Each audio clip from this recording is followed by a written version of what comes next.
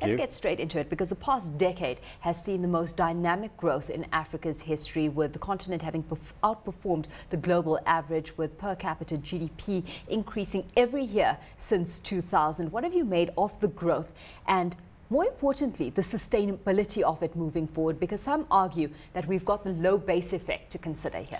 No, certainly the growth is sustainable. There's no low base effect. It's been going on for the last 10 years. And it's been tested in the last 2 years by the financial crisis. And Africa again bounced back rather quickly in showing a great resilience. And going forward, our view is that it is going to be sustained. There's a reason why we think so. First of all, there's the internal factors and then the external factors. Internal factors basically speak to the economic transformation that is taking place in some of the countries. For instance, in Nigeria, almost by stealth, the contribution of the services sector and agriculture versus oil and gas sector, that's been creeping up very nicely and is beginning to overtake the oil and gas sector. You can see diversification is coming through. It just means that more support should be given to agriculture in Nigeria. Absolutely, and that has been a challenge for African economies, where we know that it's the commodity story that's been the boasted one, and we've thrown emphasis on the fact that these economies need to diversify their revenue bases. Absolutely, that's the biggest challenge, that economic transformation. But also the story of growth in Africa has been about commodities, oil and gas and other minerals, being driven mainly by strong Chinese growth and the new partners for Africa, Brazil and so forth. So that's been another issue. But a third point speaks to really the burgeoning middle class in Africa, that middle of the pyramid. It is growing strongly. We are beginning to see consumers, they're driving mobile telephony, growth in Africa, which that market is whatever 600 billion at the moment across Africa.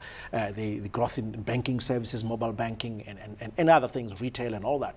All that is providing a domestic, a base for this dynamic growth you're seeing in Africa. But also the impact of the African diaspora sending money back home, which is about $40 billion a year. All that is propping up Africa's growth. Given the global state of affairs and the economic situation abroad, especially in developed economies, does it surprise you the kind of resilience we're seeing boasted by African economies right now? In a sense, I'm surprised that Africa is this resilient, but also not surprised if you really dig into the reasons. We understand the reasons now, but we're not saying that Africa is completely immune. It isn't. It isn't immune. In fact, we've worked it out that for the 1% drop in GDP, gross domestic product, in Europe, in the Eurozone, that will lead to a 0.5% drop in Africa's GDP. We already factored this in our forecast for next year, and the biggest channel is through trade, but also the availability of trade finance for African companies trying to export and import. That's going to be affected again by the availability of finance, but also the flow of aid to Africa from Europe largely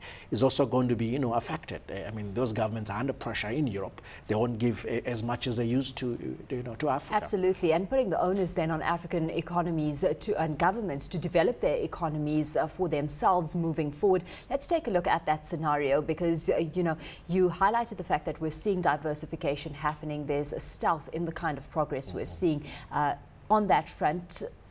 To what extent, though, are governments being or putting on the table a supportive enough operating environment where you've got regulation to consider on the one hand and then cost of doing business on the other to consider as well for any investor that's looking to delve in? Well, absolutely, that's still a challenge. I mean, regulatory environment in Africa is still a challenge. Protection of property rights is still a challenge. But there are countries that have made enormous progress. Let's take Rwanda. It's made a lot of progress in reducing the cost of doing business. Even in that cost of doing business report, you can see that it's made tremendous improvement. And all this is very, very encouraging.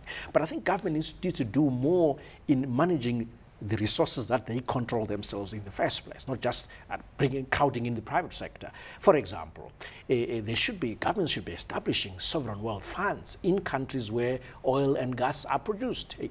So I'm encouraged by what I'm seeing in Nigeria, where such a fund is being put in place. And Botswana, of course, is the best track record in that, just managing those revenues transparently for investing in infrastructure, in education, recurrent expenditure, but also for consumption by future generations. But there's still a lot of work to do to improve the environment, creating that predictability in the environment, and I think more can be achieved. Of course, you know, when we get really down to the nitty-gritty of it all and what this really means for Africa, what a recent African Development Bank report highlights is that increases per capita GDP have not translated into equal benefits for the African population, and that is a worrying trend right now, because you know that means that you've got an inequality gap that persists. So let's get into some of the challenges that exist in actually closing that gap. Absolutely. In this report called the Telling Africa's Development Story, we highlight these challenges that while per capita GDP has gone up, not everyone is benefiting. So the growth has not been inclusive. And the one missing pillar here is job creation, especially among the youth, that this growth has not been creating enough jobs. In some cases, no jobs at all. In some cases, you've had job losses overall, but growth, because growth is in the mining sector. So that's problematic. So why is that? Is that because we're just not focusing enough on labor-intensive industries? Absolutely. That's one of the reasons that we're not dealing with that demand side that focuses on jobs for the masses. But also it's a supply side problem in terms of how we educate our youth, that we would focus on high academic, higher, education, the universities and so forth, and they're still not very good universities, some of them. And we forget about vocational training that gives people more immediate skills that are required for the job market. At least have a better job, skill match. So it's both a supply and demand challenge, in my view.